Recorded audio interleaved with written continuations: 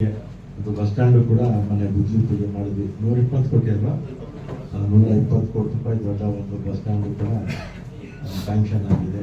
ಮತ್ತು ಇದಾದ್ಮೇಲೆ ನಮ್ಮ ಸುರೇಶ್ ಅವರು ಮಾತಾಡ್ತಾ ಇದ್ರ ಬಗ್ಗೆ ಮಾತಾಡೋದು, ವೇತನ ಪರಿಷ್ಕರಣೆ ಬಗ್ಗೆ.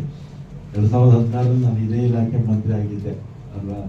ಆಗ ಒಂದಿನ ಸ್ಟ್ರೈಕ್ ಮಾಡಿದ್ವಿ ಒಂದೇ ದಿನನೇ.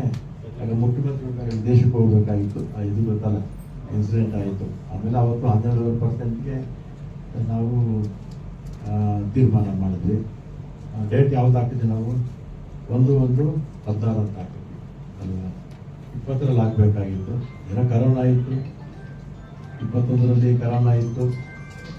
ಅದನ್ನು ನಾವು ಅವರು ಯಾಕೆ ಮಾಡಲಿಲ್ಲ ನಾವು ಕ್ವಶನ್ ಮಾಡೋಕ್ಕಾಗಲ್ಲ, ಯಾಕಂದರೆ ಆ ಸಂದರ್ಭದಲ್ಲಿ ಆ ರೀತಿ ಇತ್ತು. ಮತ್ತು 22ರಲ್ಲೂ ಆಗಲಿಲ್ಲ. 23ರಲ್ಲಿ ಮತ್ತೆ ಅಗ್ರಿಮೆಂಟ್ ಆಯಿತು. ಅಗ್ರಿಮೆಂಟ್ ಅಂದರೆ ನಮಗೆ ವೇಜಸ್ ಕೊಡ್ತೀವಿ ಅಂತೇಳಿ 15% ಕೊಡ್ತೀವಿ ಅಂತೇಳಿ ಆಗ ಬೊಮ್ಮಾಯಿಯವ್ರ ಸರ್ಕಾರ ತೀರ್ಮಾನ ತಗೊಂಡು ಅವತ್ತೇನು ಮಾಡಬೇಕಾಗಿತ್ತು, 1/1/21 ಬರಬೇಕಾಗಿತ್ತು. 1/1/21 ಬಂದ್ಬಿಟ್ಟಿದ್ರೆ ಪೂರ್ತಿ ಸ್ಪಷ್ಟತೆ ಇರ್ತಿತ್ತು.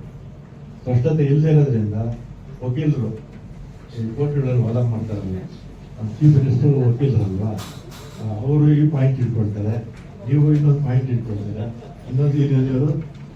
ಇನ್ನೊಂದು ಪಾಯಿಂಟ್ ಇಟ್ಕೊಳ್ತಾರೆ. ನೀವು ಮೂವರು ಮಧ್ಯೆ ನಾನಿದ್ದೀನಿ. ಇದೊಂದು ಬಿಟ್ರೆ ನಮ್ಮ ಯಾವುದು ಈ ಒಂದು ವೇಜಸ್ ಒಂದು ಬಿಟ್ರೆ ಉಳಿದಿರ್ತಕ್ಕಂಥ ಯಾವುದು ಪೆಂಡಿಂಗ್ ಇಲ್ಲ.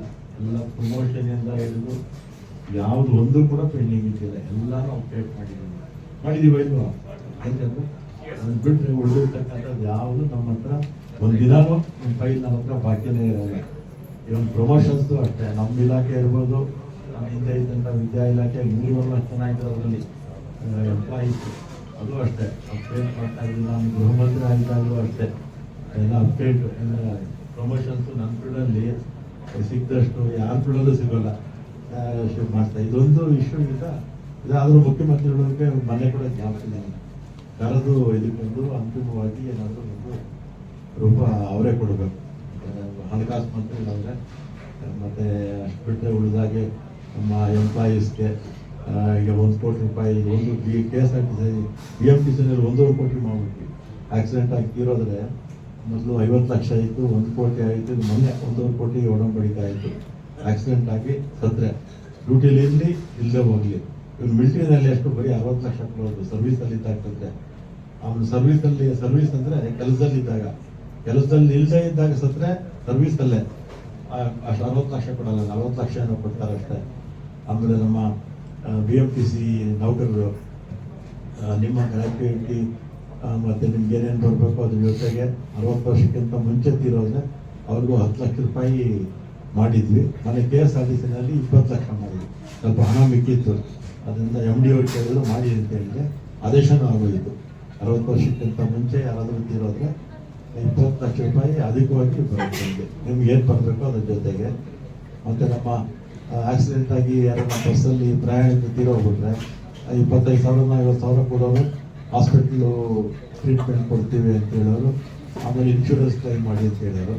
ಈಗ ಇನ್ಶೂರೆನ್ಸು ಕ್ಲೈಮ್ ಮಾಡ್ಕೋಬೋದು. ಆಮೇಲೆ ತೀರೋದಂಥವ್ರಿಗೆ ಪ್ರಯಾಣಿಕರು ಅಥವಾ ನಮ್ಮ ಬಸ್ ಹೊಡೋದು ಯಾರನ್ನ ತೀರೋಗ್ತಾರೆ ಅವ್ರಿಗೂ ಕೂಡ 10 ಲಕ್ಷ ರೂಪಾಯಿ ಅಲ್ವಾ. ಆಮೇಲೆ ನಮ್ಮ ಎಂಪ್ಲಾಯೀಸ್ ಮಕ್ಕಳಿಗೆ ಸ್ಕಾಲರ್ಶಿಪ್ ಇರ್ಬೋದು. ಇದನ್ನು ನಮ್ಗೇನೇನು ಅಪ್ಡೇಟ್ ನಮ್ಮ ನೌಕರ ವರ್ಗಕ್ಕೆ ಏನು ಮಾಡಬೇಕು ಅದೆಲ್ಲ ಕೂಡ ಮಾಡಿದ್ದೀವಿ. ಈಗಾಗಲೇ 560 ಕೋಟಿ ಜನ ಮಹಿಳೆಯರು ಈಗಾಗಲೇ ಪ್ರಯಾಣ ಮಾಡಿದ್ದಾರೆ. 560 ಕೋಟಿ. ಅದರದ್ದು ಭಾಳ ಒತ್ತಡ ಇತ್ತು ಪ್ರಾರಂಭದಲ್ಲಿ, ಯಾಕಂದರೆ 4 ವರ್ಷ BMTC ಬಿಟ್ಟರೆ ಬೇರೆ ಎಲ್ಲೂ ಬಸ್ಗಳೇ ತೊಗೊಂಡಿರಲಿಲ್ಲ. ಆಮೇಲೆ ರಿಕ್ರೂಟ್ಮೆಂಟ್ 2016 ನಾನು ಹಿಂದೆ ಇದ್ದಾಗ ಮಾಡಿದ್ದೆ ರಿಕ್ರೂಟ್ಮೆಂಟು ತಿಳಿಸ್ಬಿಟ್ಟಿದ್ರು. ಈಗ ನಾನು ಬಂದಮೇಲೆ ಹತ್ತತ್ರ 10,000 ಆಯಿತು. 9,000 ಜನ ಡೈರೆಕ್ಟ್ ರಿಕ್ರೂಟ್ಮೆಂಟು, 1,000 ಜನ ಅನ್ಕಂಪದ ಆಧಾರದ ಮೇಲೆ ಕೆಲಸ ಕೊಟ್ಟಿದ್ದೀವಿ. ಮತ್ತು ಬಸ್ಸುಗಳು ಒಂದು 5,200 ತೊಗೊಂಡಿದ್ದೀವಿ. ಇನ್ನೊಂದು 800-600 ಬರುತ್ತೆ. ಮತ್ತು ಅವೆಲ್ಲ ನಿಮ್ಮೆಲ್ಲ ಜ್ಞಾಪಕ ಇರಬೇಕು. ಸಂಬಳ ತಿಂಗಳಿಗೆ ಒಂದು ತಿಂಗಳು ಸಂಬಳ 2 ಸಲ ಏನೋ ಕೊಡ್ತಾ ಇತ್ತು, ಜ್ಞಾಪಕ ಇದೆಯಲ್ಲಪ್ಪ ಅಲ್ವಾ. ಏನೋ ಒಂದು ಸುಸ್ಥಿತಿಗೆ ಬಂದಿದೆ. ಆದರೆ ಒಂದೇ ಒಂದಿರೋದು, ಅದು ನಮ್ಮ ಮುಖ್ಯಮಂತ್ರಿಗಳು, ನಾವು ಎಲ್ಲ ಕೂತು ಚರ್ಚೆ ಮಾಡಿ ತಮ್ಮ ಮುಂದೆನೇ ಇದೆ ಸರ್. ಶ್ರೀನಿವಾಸ್ ಮೂರ್ತಿ ಅವ್ರ ರಿಪೋರ್ಟ್ ಪ್ರಕಾರ ಬಾಕಿ ಕೊಟ್ಬಿಡ್ಬೋದು. ಶ್ರೀನಿವಾಸ್ ಮೂರ್ತಿ ಅವರು ರಿಪೋರ್ಟ್ ಏನ್ ಮಾಡಿದ್ದಾರೆ, ಅವರು 12 ತಿಂಗಳು ಏನು ಕೊಡಿ, 14 ತಿಂಗಳು ಸರ್ಕಾರ ಕೊಡೋದು, ಮಿಕ್ಕಿದ್ದನ್ನ 14 ತಿಂಗಳು ಕೊಡೋದು ಅಂತ ಹೇಳಿ ಅವ್ರು ಏನ್ ಮಾಡಿದ್ದಾರೆ, ಇದು ಸಂಸ್ಥೆಗಳ ಹಣಕಾಸಿನ ಪರಿಸ್ಥಿತಿ ನೋಡಿಕೊಂಡು, ರಾಜ್ಯ ಸರ್ಕಾರದ ಅನುದಾನ ನೋಡಿಕೊಂಡು, ಆಮೇಲೆ ಇದನ್ನ ಸ್ಥಿತಿಗತಿ ನೋಡಿಕೊಂಡು ಮಾಡಿ ಅಂತ ಒಂಥರ ಈ ಅಡುಗೊಡೆ ಮೇಲೆ ದೀಪ ಇಟ್ಟಂಗೆ ಬಂದ್ಬಿಟ್ಟು ಅಲ್ವಾ. ಆಮೇಲೆ ಇದು ಅಷ್ಟೇ ಕ್ಲಾರಿಟಿ, 1-1-20 ಅಂತ ನಾವು ಮಾಡಿರಲ್ವಾ, 1-1-16 ಅಂತಾನೆ ಮಾಡಿದ್ವಿ.